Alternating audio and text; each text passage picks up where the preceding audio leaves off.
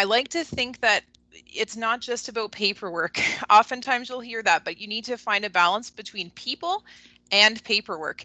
And so this is the balance of that, is when we get to work with our students. So in student support, I talked about case meetings last week, so I'll skip that one for now, but we do meet with teachers, our colleagues, for that piece. And with our students, we can offer reading intervention, and we have reading intervention groups using a program called Read Live.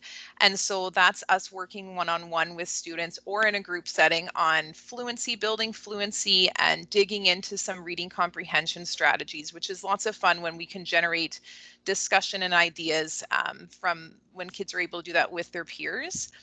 We're really, really fortunate that we have some math specialists on our team as well. And so they run some math tutorials for our students at the different grade levels.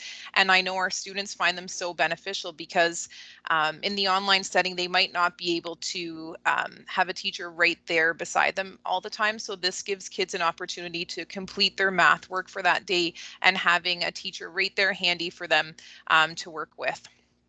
And the last one is my favorite. That's where we just came from, Marissa and I. This is new for us this year, and it's the highlight of my week. I would do these every day if I could, but just giving our students an opportunity to build relationships, not just with us as teachers, but with their peer group. And oh, it just touched my heart this morning. One of our students turned around to her mom and said, "Hey mom, my friend just said this." And to hear her use the word friend about an online peer is just so special. And yeah, it's a way for us, for some of our students receiving student support.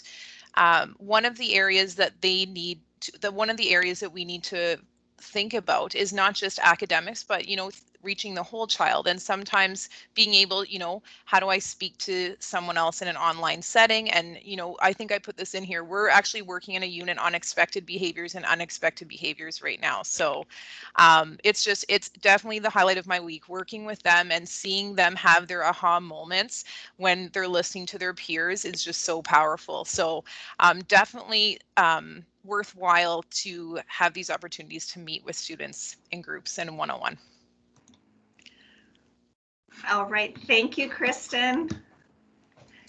So, if you haven't had the opportunity to connect with one of our student support teachers before Friday or since you've been here, and Marissa has been with Kristen, so she's really got a lot of background information and experience on that. But if you're interested, let me know and I can connect you with a student support teacher if you're interested in learning more about that. All right, next up, we have lots of other synchronous events that we have hosted here. And some of those include ReadAlouds and Heritage Fair. Now, Patricia, I'll turn it over to you. I know you've got lots of other ideas to share, I believe, so take it away. Awesome. So I guess as teachers, we all know that everyone can benefit from lots of literacy and being exposed to it. So I love ReadAlouds because I think they're a great opportunity to give kids the experience of listening. So some kids, we have to remember, don't get stories read to them.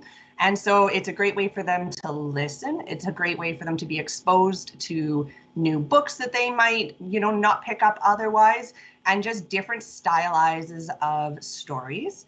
So with the ReadAlouds that we're doing at the DC, or at the DLC, we're providing an opportunity for students to be able to come together in a very low pressure setting.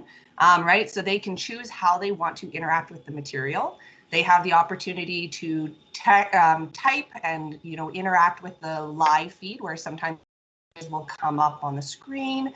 They also have opportunities to follow along with the listening guides, which are curricular based. So they can be answering questions, which kind of have a range of different levels of questions within that. There's also then the opportunity for them to go further. So we often have provided resources. So I know with Leanne's in the fall, they have had, lots of things where you can explore different worlds and different recipes. So those end up on the resource bank. So for the ones we're doing, they can go to live camps, so they can explore zoos. They can learn how to draw animals and, just even learn more facts and be exposed to lots of great things. And I wrote that down. It's a great opportunity for that voice and choice opportunity, right? That they get to look at how they want to interact. So it's a good way for kids to come together and connect. in the fall, so they had a range of 30 to 125 students. So a huge range. So they had a lot of students connecting and participating in the material. With the new series that we are doing, we had 60 viewers last week. So with the synchronous read-alouds, they're great because the kids know what to expect. We follow a very similar pattern. So right, there is, for those kids that like consistency, they know what is coming each time and can participate. For the next one, we did a heritage fair this year. So if people don't know about heritage fair, go and look it up. It's probably one of my favorite events. I love science fairs. Heritage fair is that same thing, but more your history and social. So it's an opportunity for, it's a perfect opportunity actually for voice and choice, because students get to choose whatever topic that they would like to research, as long as it has a Canadian connection. So it can be from past, present, and future, and they get to just learn more about it. Now, with the virtual shift this year, has been a great opportunity because they give students 4 different options of ways that they can submit their work. So this year they were photo, written, and a mixed, so a non-video presentation, or they could do video or be creative. So when we did this, we had like an informational session where students had an opportunity to come to a live chat, ask lots of questions, and inquire about different opportunities. So we had 7 students that were interested, but in the end only had 2 participate. However, those 2 were like the perfect choice because we had a student at the youngest end, so it's grade 4 to 8 students, students in grade 4 to grade 8 that can participate. So we had a student both in grade 4 and grade 8. So the student in grade 4 could learn and see what that older student was able to do, and they were a perfect role model. And both of them ended up submitting their work into 2 different categories with great creativity.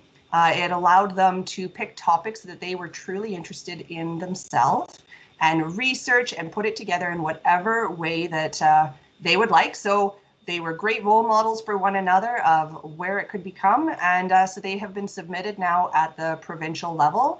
And so they have the opportunity to share their work with kids from, I guess, really all over the world if someone wanted to access and view. And yeah, so those would be my 2 synchronous events that I was going to touch on.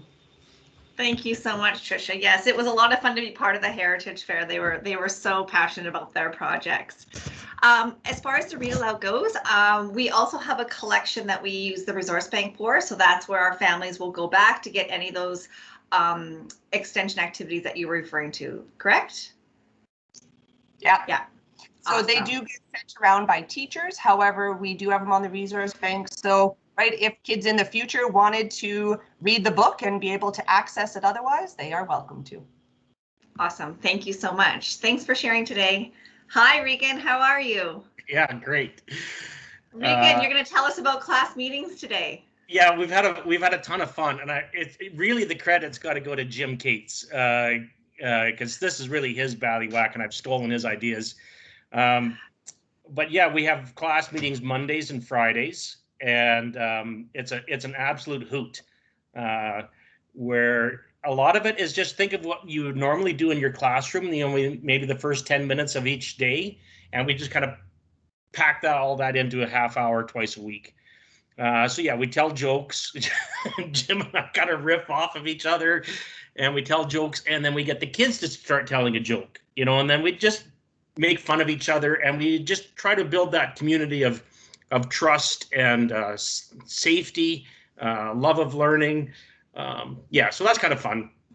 Like I usually try to tell the worst joke so that everyone else feels very comfortable telling a much better joke than I tell. In fact, we had a joke telling contest the other week, and I placed like last, and it was Bumfrey, right? That Fletcher got the top prize. But we do try to. It's not just about Jim and me. We are trying to get the kids to feel comfortable around us, and then get them feeling safe in responding, so that it pays off later in the week. They're willing to call us. they're willing to be tutored with us. So it's not just, you know, a Waka Waka show. Jim, his shtick is he shares the days in history, this day in history, and then it's always like, you know, hug an Australian day, or you know, don't do the dishes day, or something like that, and that gets the kids responding and sharing, and that's been a challenge for them, and I think they enjoy that.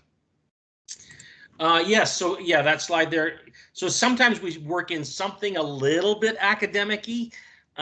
Paul Stinson is way better at this than I am. Paul will just take a picture out his window at his acreage and get the kids, you know, talking about some sort of cross-curricular topic. For me, I tried to put up a soil moisture level and ask them, you know, where are the farmers whining the most? You know, and I say all sorts of stupid things and get myself in trouble. That's kind of fun. Alexa joined us. Alexa, what's your favorite part of it so far? What have you enjoyed?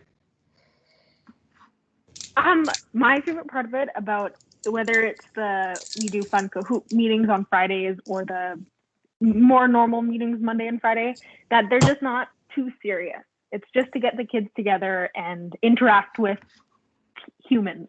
So yeah. Yeah, because everything else is pretty serious. And so, yeah, so we have a Kahoot meeting on Friday afternoons where there is zero academic content, and just getting the kids having fun, having goofy contests. And then I purposely leave the last 15 minutes for them to chat.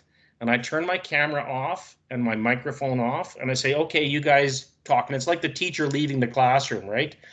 And then they start actually talking to each other and saying, hey, well, where are you from? And starting to build a few relationships that way.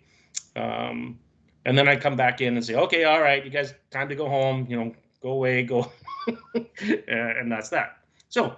Awesome. Thank you so much, Regan. And I think you're so right. It's not just about academics, right? It's, you know, and if you were in a face-to-face school, you know that the relationships matter. You have those hallroom conversations, right? Or hallway conversations or recess conversations where you're just, you know, just bringing your personal passions, whether it's awful jokes or the view from your home. So I think it's that sense of we care for you and this is a safe place to be and we can have a little bit of fun as well. Awesome. Thank you for sharing with us, Regan. By the way, DLC staffers, if I have overlooked you for some reason, please don't be shy. Post in the chat and I'll make sure I get you in here. Okay, next up, I think Phil is just here. Good timing, yep. Phil. Perfect. Now, Phil, you're one of our high school teachers, and I was wondering if you could share a little bit about what the tutorials and one-on-one support looks like from a high school perspective. Yeah, obviously math at the high school level, some students are going to need some help with that. So, sorry, I didn't turn on my light. But so I've got a couple of different ways that I've done tutorials. One is they just send me a question that they have, you know, page 312, number 6. I'm having trouble with that. So a couple of ways to deal with that is I might ask them to send me something, let me see your work, and I can comment on it, which is probably better learning for them because then they find out where they've made mistakes. Alternatively, I can take the question and work it out myself and send it back as email with comments on the side. So I'm not sure, am I able to share my screen at all? For sure you can. I'll stop sharing. Go ahead, Phil. Okay. I just have to pull it back up now. Yeah, there it is. Yeah, we can see it. Yeah. Okay, so here's a question that they've asked, and you know, it starts with this. Off to the side, I usually make comments. This is especially if I'm answering a question, you know, a ways after they've asked it to me, like, you know, a couple hours later, where I know they're not working on it. So when they come back, they're going to kind of need to think through it. So I try and make as many notes off to the side as I can. And, you know, and maybe I'll put in something like, woohoo, got one.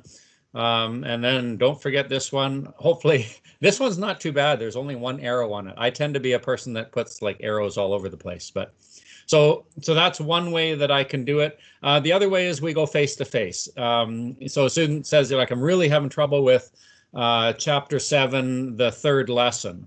And so we just set up a time, or they book a time with me, and I can pull up the question and we can work through it. It's kind of like you put up your hand, the teacher comes over to you, kneels down beside you, and maybe they grab a pencil and they're writing on your paper to help you out with this. Well, this is the virtual way. I have them on screen. They're able to ask me questions as we go through. I can write on my screen. They can ask about it. So that's the other way that I do a math tutorial. And it works a lot better. Like once the students have done it once, like they've been saying before, once they've done it and get a little bit comfortable, they realize there's actually a person over here. Then they're more willing to do it. And then they'll book me for a time later on. So that's one of the things that we have in our system is you can book a talk with your teacher is what it's called. They just look at my calendar, they find a spot that works for them. They book a half hour, and usually it doesn't even take that long because it's just a couple of questions, and I can answer their questions and be very specific about their questions. So that's typically what I do with a math tutorial.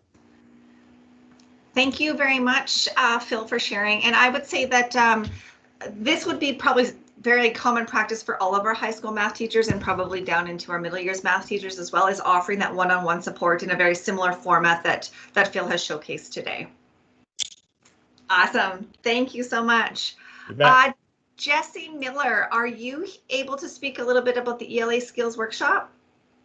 Yeah, so these kind of started last semester. Both Renee Harrison and I started doing course chats similar to like the class meetings, where we would have times for our ELA students to meet up with us, talk with us about what's happening, if they have any questions about the course. And what we were finding is, especially at the high school level, like other teachers have said, that it's hard to get students interested in some level because they haven't built a relationship yet. They don't always realize that you're there. And so it's been a bit hard going that way. But one of the things we noticed we were doing the same was we were offering like little skill tutorials on skills that could be used across the grade 10, 11, 12 levels. So like maybe a quick little workshop on citations, a quick workshop on reading poetry. We just kind of found that we were doing these already separately and decided why not do them together. So starting this semester, we've actually been doing them every Friday, and we've been rotating who's been doing them. And we just take turns, one person one Friday, one person the next, leading a small workshop on a small, succinct lesson on a skill where students can see that skill, and we can even make connections to some of the courses we're teaching. Students still seem to have a bit of difficulty connecting with us, but they're slowly coming around one at a time, coming in, connecting, maybe turning on their mic and actually talking, or turning on a video and actually showing up and saying, yeah, I got this question. But what we found is really helpful, similar to the class meetings, is that because we're doing it in pairs, we can bounce off each other at least. Students can see that we're actually real people and that we can talk about these ideas together, and that hopefully opens up the floor for students to feel like they can do the same. So the other thing we've been doing with this is just recording them and then sending them out to our students. We hope to be able to pick it up more next year and have more students be able to join in, and maybe more teachers join in as well in a really kind of communal way of teaching these skills. That's fantastic, Jesse. And I think, that's the situation. We think of all the different subject areas that we teach, and we think of, okay, what can we do to A, maybe support them in their learning, but B, certainly make them feel comfortable and connect with them. Fantastic. Yes, I look forward to the growth of that concept. Thank you so much. All right, next up we have Ashley Clark, who is our visual arts teacher at the high school level, and she is going to share how she connects to her students by showcasing some of their art. I'll just share the PowerPoint again, Ashley, for you. Okay, sounds good. ahead. And then I'm going to steal the screen after to show some stuff right in the course as well. Awesome. Okay, here it comes. Okay, all yours, Ashley. Okay, perfect. So I teach our art and our graphic arts course. And so exhibition is part of visual art. There's a lot of, I guess, different ways that we have to do things when we teach art online, and studio art is not taught online very often. So I'm kind of on my own little island a lot of the time and trying what I can. If anyone is going to teach art, Studio Thinking is an excellent book, and their second edition did add exhibition as part of a core concept for studio art courses. So I have a couple of different ways that I share student work. So on the left-hand side, you can see a little image of a student gallery. And I'll share my screen after this and show you how it looks in the course. So the student gallery is the first thing they see right when they come into the course. So kind of like walking into a studio classroom, you'd see art on bulletin boards and walls and all kinds of stuff. We don't have that, so I have to make my own. So inside of the little pictures, I can change what's there. Like you see those 3 in a row, I can change the preview that's there, and then I add the student artwork afterwards. Maybe I'll just share my screen now and I can show you how that looks. Yeah, all yours. Can you guys see it? Yes, you bet, Ashley. Perfect. All right. So right when they come into their course, they see this student gallery and it's interactive, so they can click through and see what their classmates have done. I have some more to add to this. It's sort of an evergreen ongoing thing. But when I see something that students have done that's really noteworthy, so it can be someone who's shown off like incredible technical skills. It can be someone who has a really creative idea, someone who's done something unusual. And I try to pick out the kids who maybe they have weaker skills, but they've really tried something. It gives them a huge self-confidence boost. So when I ask them, you know, can I share this in the course? I get all these cute little emails back like, oh, I would be so honored if you would add it to the gallery. So they absolutely love it. And it's a real feel-good piece for them. It is curricular, it is part of teaching art, but a big part of that is boosting their confidence and their belief in themselves. And this is just one way of doing that. So these are ones where I ask the students permission.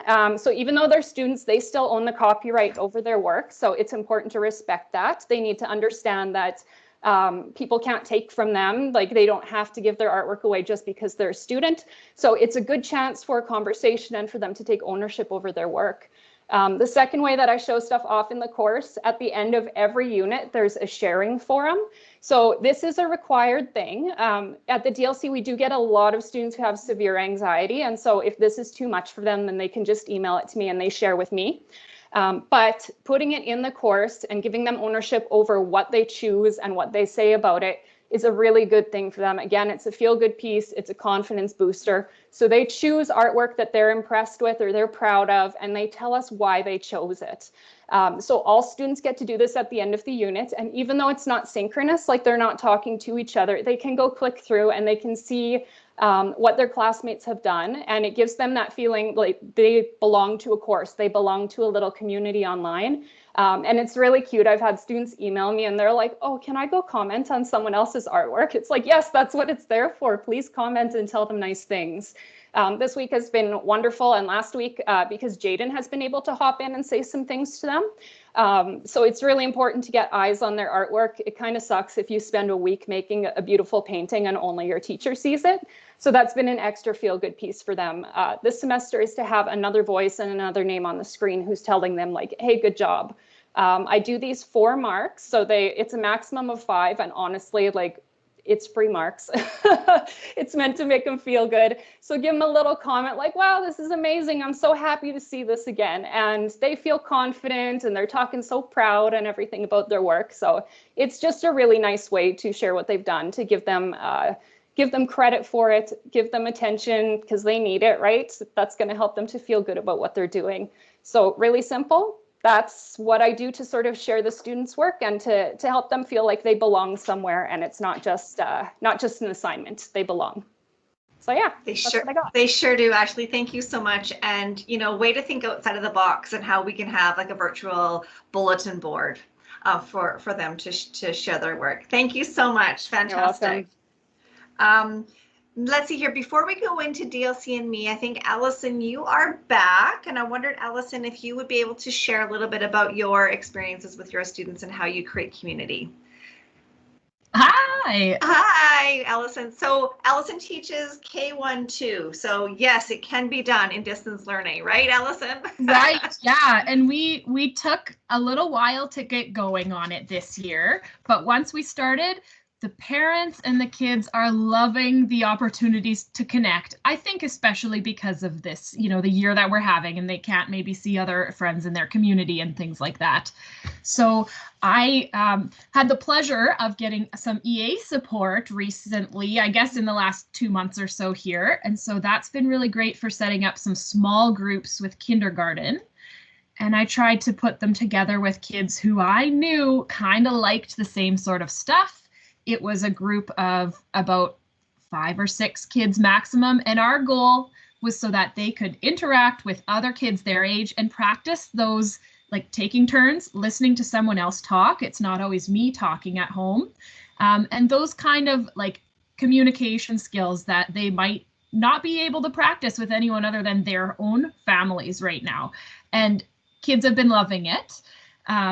So I haven't seen too many of them myself. Like I said, there's, an EA helping out, and that's been really great for me to just open up time to have some of my one-on-one sessions with kids too. So that's been good. But I did host a few large group gatherings, and we did alphabet bingo. So it involved me sending out all the little bingo cards, but that was really fun too. And usually at the end, it gets a little chaotic when everyone turns off their mute and they all kind of say goodbye at the same time. It's great. And you just decide when you're going to say end. But we've gotten such good positive feedback from it that I will, I'll never stop doing those things. A good thing that I always do if I'm not sure during those meetings is to have a book ready. And you maybe talked about ReadAlouds already, so I don't want to go too much into it, just a bit, but lots of thinking on the teacher side. This is not a good spot because my book's not really lighting up here with you can't maybe see it as well, but you have to think about when are they going to be able to see the pictures, and if you're going to have to hold it there for a while. And like that was just a tease I did for you. It's really frustrating for those little kids to just be shown 2 seconds of a picture where normally they might be looking at it for like 10, 15 seconds at a time. So you really have to think about, okay, I'm a kindergartner. I want to see those pictures for a long time. It feels so slow on our end as the teacher, but they really need that part. So, and I guess the only other thing about ReadAlouds this year is that we have to think about copyright a little bit more. We can't do recordings of those. They have to be a live thing, but that just makes them extra special, I think. So. Extra special, absolutely. Okay. Thank you. And one thing I will add, thank you, Allison, is that this is the first year ever that our school has had EA support. So it's something that we've been really advocating and wanting for a few years now, and so thankful that we've been given that opportunity. And it's just been like so amazing to have that support for our teachers. All right, so with that, let's go back to DLC and Me. And I think Ashley, you're here from our communications team to talk about DLC and Me.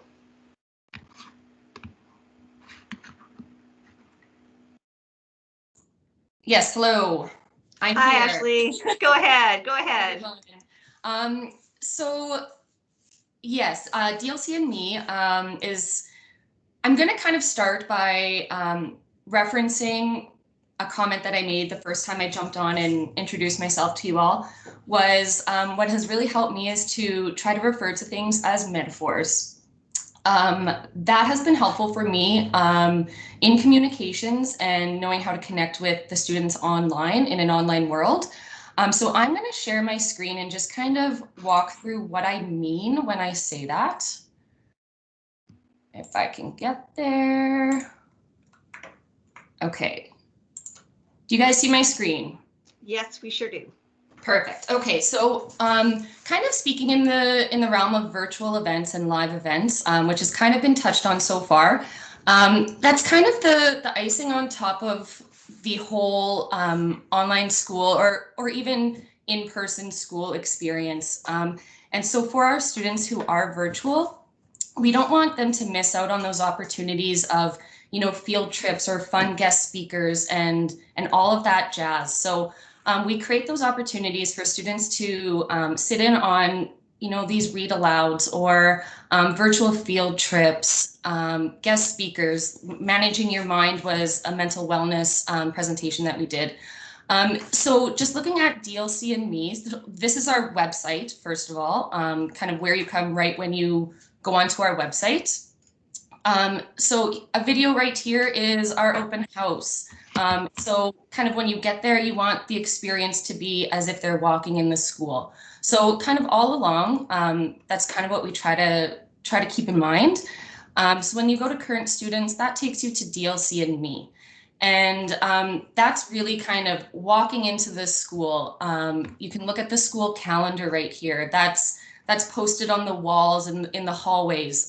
So we make sure that that's accessible to them. School announcements, that could be something like refer that to the bulletin board. So if you just scroll down here, you get to see some of these live events. We have a virtual field trip coming up next week. So all of the details are there for our students, how to join, a little bit of an overview of what they can expect. There's going to be a listening guide attached.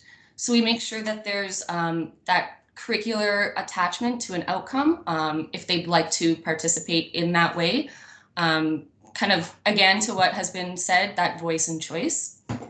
And specifically for our read alouds, we have one coming up today, so I'm just going to flip over to Resource Bank. I like to think of that as the library. So you kind of see how, as you kind of work through the online experience, it helps me to refer to these things as if we're in real life. So this is what the Resource Bank looks like. Hubs, that is just a whole bunch of different kind of themes or topics. So the read aloud, I'm just going to use as an example. So they can pop in there. They can see some of the past ones that we've done. Here's the current one that we're working on, and they can access those listening guides here as well. So when we talk virtual events, there's so many different components involved, and so many people that really are kind of behind the scenes to bring these opportunities together. I know I'm short on time, so I'm going to keep going fast. I'm just going to pop over to StreamYard to show you all, I guess what we would call the auditorium or the gym. We can enter the studio, and this is where we broadcast our live events from. Oops, I guess I need my name. So this is kind of backstage, if you will. This is where we broadcast our read alouds, our meet the teacher, our open house, all of those live events that we've been doing this year. Here's the backstage. And that becomes a recorded accessible video that students can then go back to. So YouTube, our YouTube channel, there's our video library, if you will. So you can see a whole kind of slew of different events that we've done for students. We also upload, promo videos that would be attached to different courses to give a sneak peek. So those live on the website as well, but it's kind of all of these little pieces that are part of these virtual experiences and how it all ties together. And like I said, I like to kind of refer to it as a bit of a metaphor as you walk through the school and how you can set that up as a virtual version of that for our students. So I hope I kind of covered everything that is applicable for virtual and how you kind of walk through the school experience online. Awesome. Yes, absolutely. And thank you so much for sharing. I know you just got to touch a little bit on all of the wonderful things, but certainly a sense of what your team can do to bring our students together into the auditorium. I love that analogy as well. Thanks so much, Ashley. Thanks, guys. All right. Next up, we have lots of different extracurricular opportunities or clubs. That is kind of in addition to some of the wonderful things that happen within our classrooms and with our teachers. So first up, we have Anime Manga Club. And I think, Jesse, you're going to speak to how you've been running this club this year. Yeah. Are you able to bring up the PowerPoint again? Oh, I yes, think I put a couple pictures up there. Yes, sorry about that. No worries. So yeah, the Anime Manga Club, anime and manga referring to Japanese art style, very characterized, large eyes, usually more pointed chin, stylized facial features, excuse me. But it's the style is what we're interested in, and so it's a club based around these art forms, the TV shows, the movies, the books that we like to read, and that as kind of a central place to connect that interest. But the club itself has this year has had kind of 3 or 4 consistent students who like repeatedly show up, and we like to talk about our favorite anime, manga, what we're reading, what we're watching. But what I've really enjoyed about this club is that it's also just been a place to build community. It's a place for students to talk to each other or to just be honest about where things are going. Like we'll often start, yeah, how's the week going? And the students will be honest. It's been a rough week. It's been a busy week. And then they'll ask each other why. Like as the teacher, I just love to be able to sit back and on the Discord just watch them type and talk to each other in a way that would happen in a face-to-face situation if you were just in a classroom talking. You wouldn't just talk about the content, the reason you're there, but you'd also just talk about life and build those friendships and relationships. And so what we have with this club is just a way for us to build that community. We have weekly chats usually where we chat, we check in, what are we watching, what are we reading, what would we suggest for each other. We also have spaces to show artwork like these 2 pieces, one by Caitlin, one by Kennedy, and so places where we can upload our artwork and say, hey, what do you think about this, or can I get some feedback here? We also have a place to share stories if students are working on stories that they want turned into an anime or manga. And we've also tried, we might need to retry it again next year, but tried an actual kind of watch party system, a bit more asynchronous, where there's a show we want to watch. We're going to try and watch these few episodes before our next meeting, and then we can talk about it that next meeting. It's had a mix of success this year, but it's been a ton of fun just having anime and manga as kind of the central place to connect, but building that community and those relationships around that and through that. Thank you so much, Jesse. Yes, I know you and your students have had a lot of fun. And you're right, it's not just about anime and manga. It's about, just having an opportunity to have, a different time to share together. Fantastic. It reminds me, Jesse, you and I used to do drama together. I used to be your drama director way back when you were a student. We did. Yeah, exactly. That was so good. So good. Thanks so much for sharing today. Yeah. All right. Next up, we've got Miss Stephanie Ives, who is going to be sharing on 2 different opportunities that she's given in regards to creative writing and book club. Hi, Stephanie. Hello. Arlene, I think this is the closest we've been together on different floors of the building in a long time. Oh, you're here. I'm going to come say hello after. Today. That's awesome. Okay, go ahead. So I'll start with book club. The first book club that I started with middle year students was actually last spring. Last spring we did Fish in a Tree. Highly recommend it for anybody for some good reading, especially for teachers. And this year we're currently working on Refugee. You can see my social studies background come out a little bit in the book choices. But this year we have students in grade 7 to 9. Fish in a Tree we did with grade 6 to 9. It is entirely voluntary, so students can choose to participate. They don't have to, but the invite goes out to all of our middle year students. And I've tried 2 different structures now. I'm going to focus on the structure from this year because I like it a lot better, and it is an evolution of the first one. So we have a club space in Teams. So we have a channel that is Creative Writing Club. Any of the students who want to be part of it are in there. There's a couple other teachers in there as well who just wanted to be able to see what was going on. And within that space, students, there's a few things that happen. So book club is 4 weeks long. And the space within Teams gives them a chance to connect with one another. There's a big Harry Potter conversation going on right now. And it's also a central hub for their for their documents. So each week I post the questions. So today I'll post the questions for next Tuesday's meeting.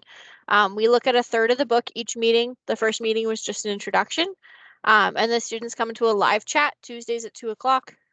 They have the questions ahead of time, which works really well. It was a recommendation from our high school teachers who ran a high school book club, because the kids have an opportunity to think about what they might want to share. And I find they're more willing to share because they're not on the spot. And so yesterday we had our first actual book meeting, and we did a Kahoot with some basic knowledge. And then we talked through the questions, and they have an opportunity to really connect with the book and challenge it. So looking at refugee, there's connections to social studies and to ELA.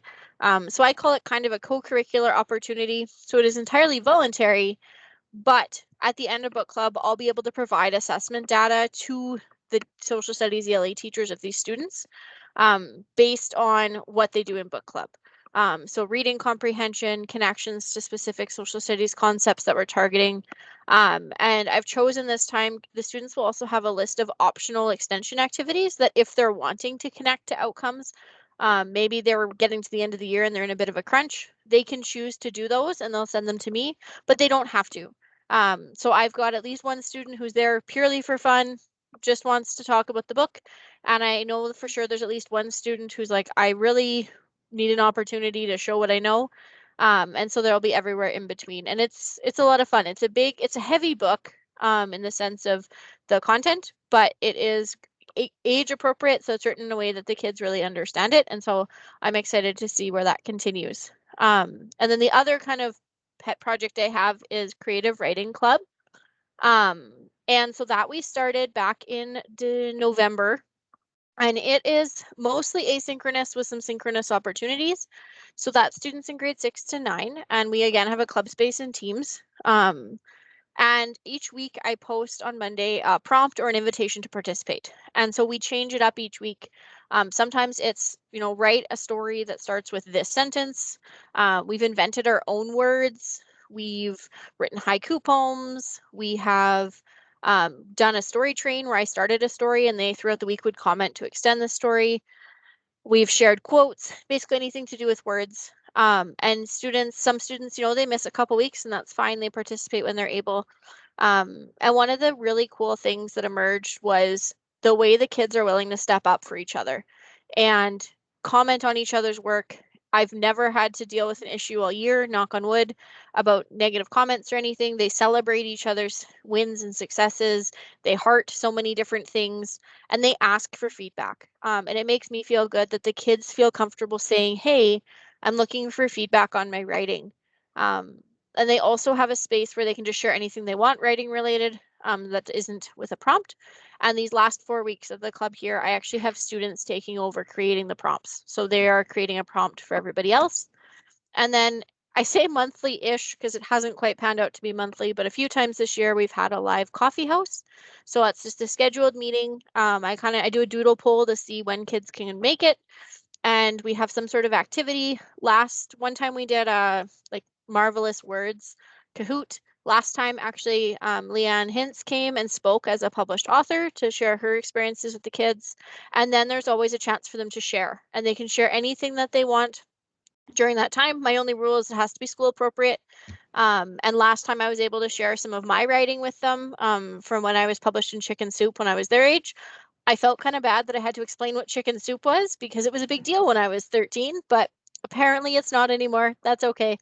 And it's just a wonderful space. I would spend all day in that space if I could, because these kids that don't know each other, they do know each other in a different way because they've spent time together. And I've already had a couple say, hey, can we do a creative writing club again next year? And they just pour their time into this writing. I just made it sure that they knew that, your school still comes first. And then, and then wherever creative writing fits in. So those are kind of my two fun projects this year that I'm hoping to repeat again next year as well. Awesome. Thank you so much for sharing. And I think it's great you've provided just a social opportunity, but yet you can sneak in, learning, evidence of learning, or that transfer of responsibility as well when you can. Now, thank you so much, Stephanie, for sharing. Unfortunately, we're not able to get to all of our clubs. We also have a GSA club. We also have Tinker Club, and lots of ideas for future clubs going into next year as well. Now, next up, we want to talk about the graduation at the DLC, and this is a pretty exciting event for us. And I think, Aaron, you are here to talk about grad. Yes, hello everybody. Thanks for having me. Our graduation is actually, relatively traditional in the sense that we have, speeches. We've got the slideshow. We give out a diploma. We give out a gift bag with some DLC stuff in there, including a book by Dr. Seuss. I think it's "Oh, the Places You'll Go." Can't remember the exact title. It's probably some wording of that. You got it. Yeah, but the picture that's up there is after one of our teachers that used to work here, Carol Mackey. She gave she addressed the grads from representing the staff, and what she did is she asked any staff member that had been in contact with the students and helped them get to where they were on that day to go up on the stage. So it was a really powerful moment where we all kind of stood up there and yeah, it was just awesome. Some highlights through the years. We had an 88-year-old grad. She's awesome. And we also had a previous graduate who played at Carnegie Hall, actually, play "O Canada" on piano while another graduate sang. And it was unreal. I made sure that my viewpoint for that "O Canada" was to see his hands, because his hands were all over, and it was unreal. So we started off with 6 grads, then we went to 8, and then we got to 10, and then COVID hit. So we've had three live grads for our school so far. Last year we canceled grad. We had about 15 in line. 2 of them are going to join our grad 2021 students. So we will have a total of 22 this year, as long as all kind of RSVP. But otherwise, afterwards, there's some mingling that happens. We have tours of the school, usually, and generally the feedback is really, really good. Families don't, even though that their kids, go through our program, they typically don't see the building. They typically don't see our workspace, and they're just generally impressed with the ceremony and generally impressed with the building and our staff and all of that kind of stuff. So it's always a wonderful day, and it just gives validation that what we're doing is very positive and we're making a difference.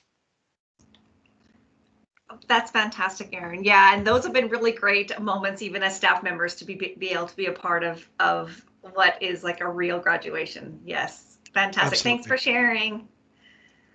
All right, next up, we also have some other on-location type of events. We have something called Fun in the Sun. And Elena, can you share a little bit about Fun in the Sun? Yeah, sure. So Fun in the Sun started when I first came to the DLC. We were part of the well-being team, which still exists today, but it was something we decided we wanted to do for our students. And we knew that there was going to probably not be a lot of our DLC students that were going to come right off the bat. It was our first year trying it. So we decided to invite Keniston School as well. And then that way we made sure that there was that interaction and that kid piece. And I know for myself and a lot of the teachers, we were active people, we were active teachers, and we loved working with kids. And so this Fun in the Sun really gave us that opportunity to share our gifts and our talents with our kids and with the kids in Keniston School staff. There are so many talented staff members at the DLC. I still don't know all of the amazing gifts that they can do, but I find you and then I ask you for your help.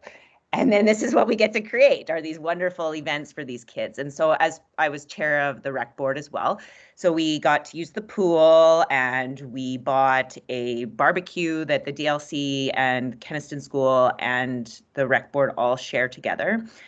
And yeah, we just invite kids and we have free burgers. It's sponsored by the co-op. They give free ice cream, free burgers, free pop.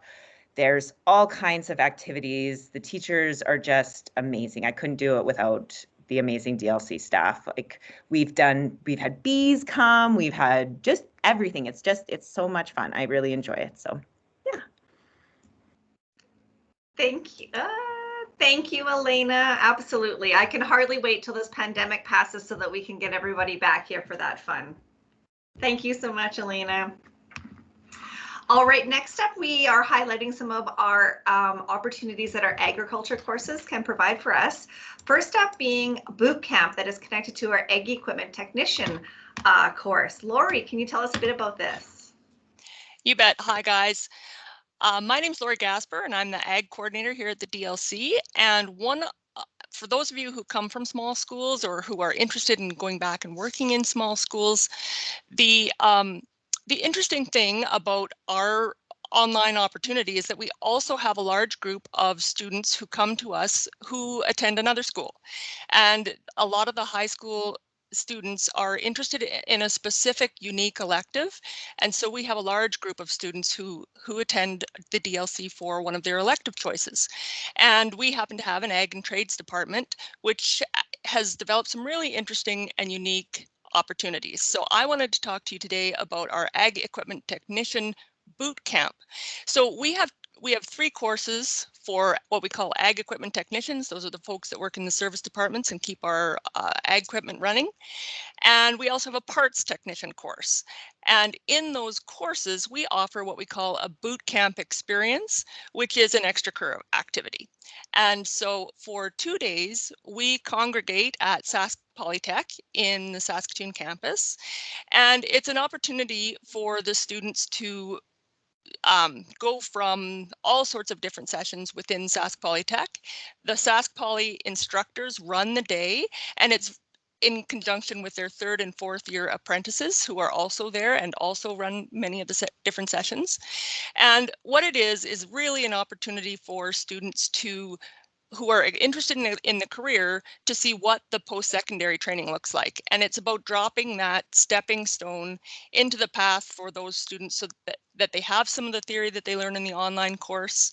They have a work placement as part of the course, so they get to see the business and what it's like to work in a business. And boot camp allows them the opportunity to see, how do I connect those pieces and where would I go? What would my next step be if I really do want to go down this path? So it's an optional event. It's 2 days. The students can choose to go just like any other field trip, and we handle all the permissions just like any other field trip. And the other important thing is, when you have these students who are sitting in their different classes across the province, because this is offered across the province, you might be the only student in that school that's really interested in becoming an AET. And so boot camp really becomes the opportunity to bring those students together and start to get to interact with people who share the same interest as you. So that's a quick and skinny on boot camp. That's awesome. Thank you so much, Lori. I appreciate that. Thank you. Yes, in the spirit of ag, we have, I believe, Nicole, who's going to be talking about Farm to Fork. Hi, Nicole. Absolutely. Awesome. No, that's fantastic. Before I begin in talking about, I have a couple extracurricular meetups that we've done with students, and I just wanted to say that at the DLC, we have a really supportive administration, and I think some of these activities or these ideas that we would have brought to, other administrations and other school divisions and stuff might have been like, oh, that maybe sounds a little bit risky, or I don't know how that's going to go. And the DLC admin team and like the SunWest admin team has been super supportive of all of these events, and they've been really successful. We've had a great time. So I'll start off with Farm to Fork. So in 2019, we had this opportunity and idea to create like an in-person experience for our ag students, whether they were in a classroom in another school division or another school, or if they were an online learner. We wanted to get them together with other like-minded individuals, or if they were someone who wasn't super experienced or confident in the ag industry and they wanted to come out and learn, that was even better. So we came up with this idea for Farm to Fork. We went to a few different field trip locations in the morning via bus, and then we went to this awesome location called the Local Kitchen.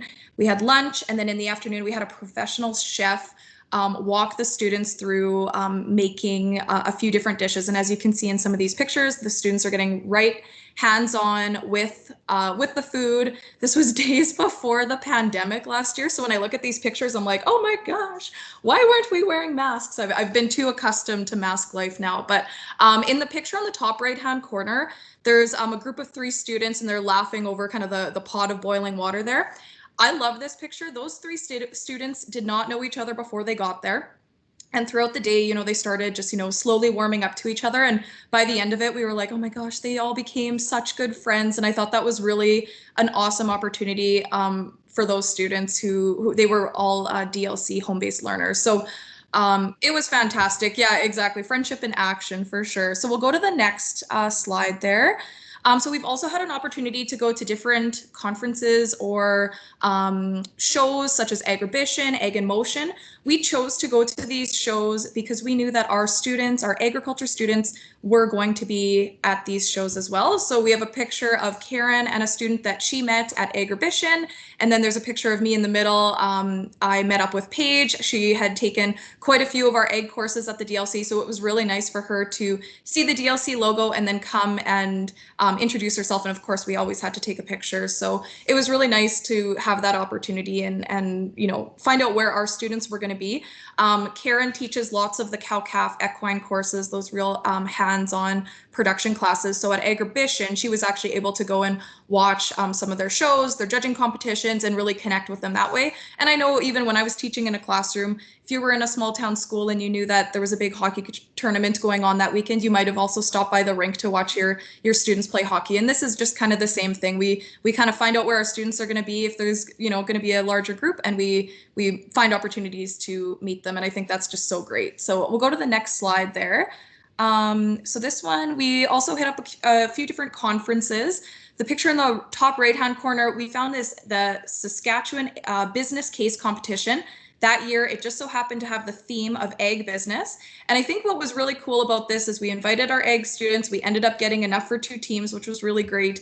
And one of the students in that picture there decided to pursue a career in ag business. She really, really liked what she learned in our ag courses, and she made those connections to a career possibility. Exactly. Yeah, Hannah Gust right in the middle. We're all kind of making goofy faces there. So, and it was an awesome opportunity to just meet these students. It was an overnight at a hotel in Regina, and the conference itself set up all of these really cool like team building things. So yeah, it was great. And the last few conferences that I mentioned, Farm to Fork, Agribition, Ag in Motion, the business case competition, these conferences that we've gone to, we have had such great support from companies in the ag industry, other grants and stuff that we've been able to apply to. So we've been able to provide these opportunities at no expense to the school. We're able to, for that Farm to Fork, we're able to get sponsors from other organizations to put on that day. So that's really cool. So yeah, we'll go to the next slide there. So this is a activity that me and Allison did a few years ago. Allison, I don't know if you remember this really fun one, but we did an outdoor ed club. And we were able to get a few grants from Sask Outdoors, Eco Living Sask, Ag in the Classroom. We rented a cabin at Elk Ridge, which was so fantastic because they have snowshoes, cross-country skis, skates. You can go skating on the pond. So they had tons of options for us to go outside and just explore. And again, have our DLC home-based learners have that opportunity to like have a field trip with other students in their classrooms. So I also thought this was really cool because we really got to meet. It was actually 2 students who showed up. That's also the risk that you take with all these like online events. You might have too many people that want to come, or you might have no one that wants to come. We've had both, but we had 2 students came, and 2 is also, it's better than nothing, and that was fantastic.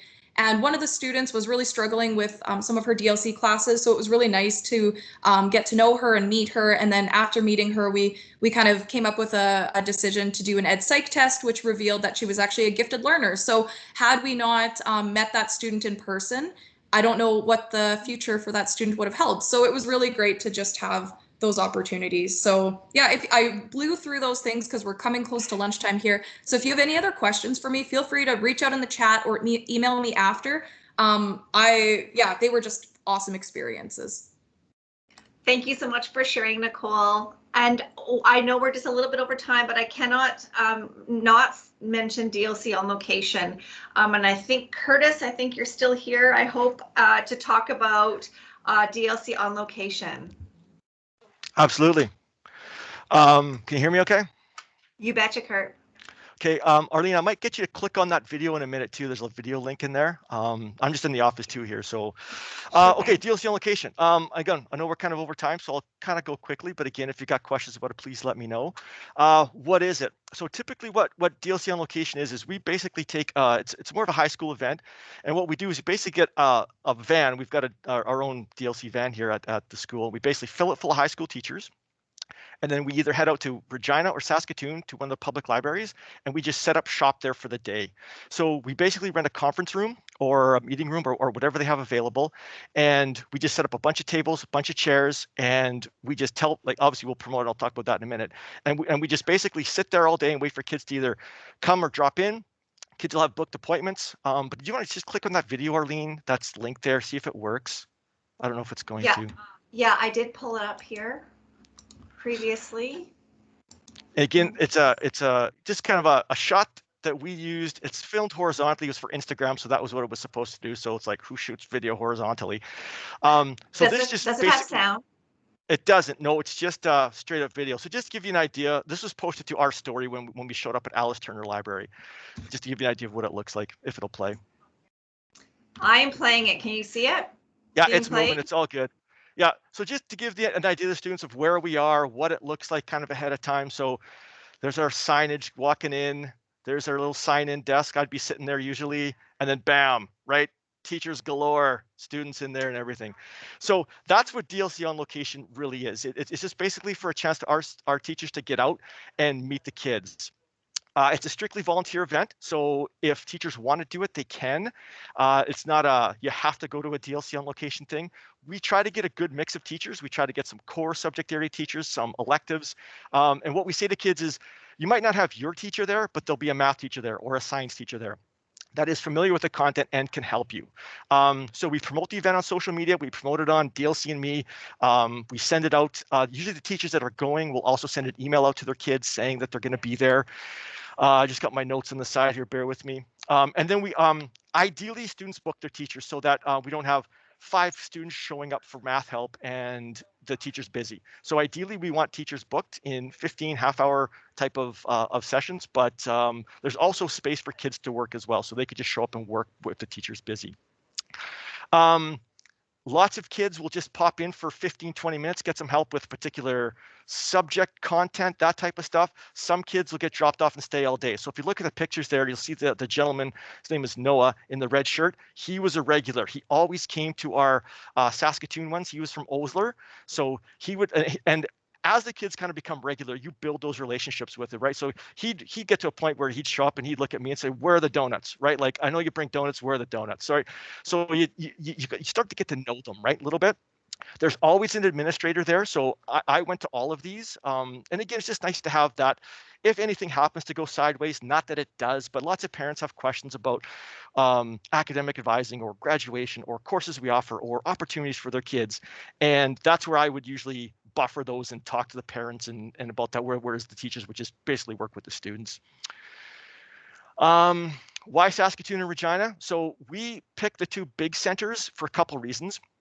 Number one, it was kind of like a magnet place for all the smaller communities around those areas where families are probably traveling to anyway. So if they wanted to drop their kid off for the day, they could go do their grocery shopping or whatever, and the kid could get some support at the local library. Again, we chose libraries because, again, they have free Wi-Fi. They've got printers available as well. So if kids need to print something, print an exam or whatever, that was available.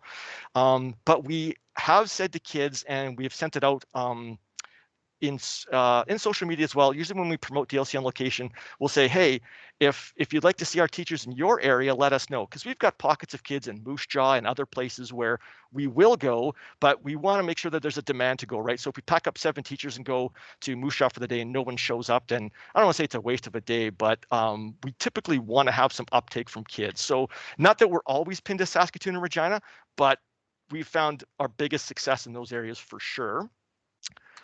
So that was a little bit about what it is. How did it come to be? So this was really the brainchild of one of our teachers, Kayla La Chica. So 1 year, we have department goals and teachers set their professional growth plans, right? And a lot of times those are around building community or building relationships with kids. So Kayla and a couple of her ELA teachers said, you know what we're going to do is we're going to travel around to some communities and we're going to go see our kids, right? This is how we're going to build relationships. And again, encouraged by admin, right? You want to get out there, take a day and go visit 5 of your kids? Awesome. If it's in a SunWest school, great, even better. We'll put you in a classroom. We'll make sure those kids are scheduled and they can meet you and all that type of stuff. So a lot of times it was within SunWest because, again, they're close by. You don't have to travel too far, but lots of times they did go out of the division to see kids. So when she started doing that with a couple of her friends, I shouldn't say friends, teachers, kids were loving it, right? This is great. This is fantastic. When's my math teacher coming? When's my science teacher coming? So what Kayla ended up doing is just pulling in a bunch of teachers. One by one, they were going in bigger groups, and that was great. So then when she got all that positive feedback about being able to meet the teachers and build relationships, she approached me and said, hey, Curtis, we got to do this more regularly, and this has got to be a big priority for us. So we sat down and we talked about the logistics and how we're going to do it. And then that was kind of the brainchild of how it started of DLC on location. So what we typically offer during a DLC on location is, well, again, it's for sure about the students, right? It's about building relationships. It's in a public place. They get tutorial support. They get their exams supervised. They can talk to an academic advisor. They can pick up and drop off resources. They can ask questions. So it's all of those things. And for our teachers, it's just a nice break, right? It's get up from your computer screen, meet with some kids face to face, and just be able to step away from work, if you will, and get that live teaching experience, if you will. What does the day look like? Again, it's students first. So if by chance no students show up, you can see Dan Kraus back there in the top right corner, one of our science teachers. If he's got no students, coming in to see him, he's working, right? He's answering emails, he's marking assignments. The work doesn't go away, right? So everyone takes a laptop, and if you're not working with kids, you're just working on all of the other things you've got to do in the day. So breaks and lunch, typically teachers will just rotate through breaks and lunch. If they're going to walk across the street to the mall to get something, or going on the food court if we're in Regina or whatever, we just usually take breaks in doing that. And my last slide, because I know I might be going a little overtime, is about equipment and supplies. So we typically fill up a suitcase full of graph paper, lined paper, pencils, pens, because students are students and they always forget that stuff. And we'll bring a couple extra laptops if kids need to get online, or if they forget theirs, or they don't have one or didn't bring it. We'll also take a bunch of extension cords and banners. We've got a set of like earmuffs like this for if kids are writing exams, they can get some quiet. We'll put some of those construction I call them earmuffs. I don't know what the construction term is, but anyway, they'll put those on just so they can make it a little quieter in their environment. And as far as numbers, when this started, numbers were small, right? We would have 3-4 kids coming out, and it's not read aloud numbers. Read aloud numbers are awesome. DLC on location isn't that good, but we're typically, as we've been to now Saskatoon and Regina for a couple of years now, we're typically getting about 20 kids show up every time. A lot of those are our regular kids. Like you can see, Noah and Caleb is another one that would come all the time, which is great, but lots of new faces are showing up as well. So hopefully those numbers will continue to grow as we continue to do it. That's it. Thank you very much, Curtis. Thank you so much for sharing. Yes, and thank you all for hanging in there. I know we're a few minutes late into your lunch hour, but as you can see, we have so many fantastic opportunities for our online community. And it's funny, if you think of a face-to-face school, your community is perhaps, the area of a city that you live in or your small town, but for us, it's massive, right? And it spans literally the province and all these wonderful virtual experiences as well.